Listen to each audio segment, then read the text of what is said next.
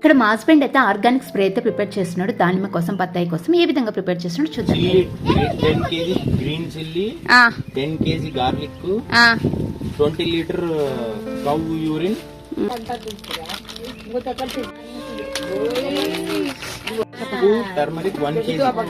1 kg పసుపు, urine, cow urine 20 litres.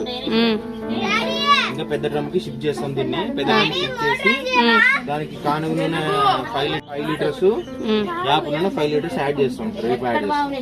Okay, అవన్నీ add చేసి ఎన్ని రోజులు పెడతారు అట్లే? 1 వీక్ ఫర్టిలైజర్, 1 వీక్ ఫర్మెంట్ చేసిన తర్వాత స్ప్రే చేస్తాం దానిమ్మ చెట్లకే, దానిమ్మకి, సీనికి.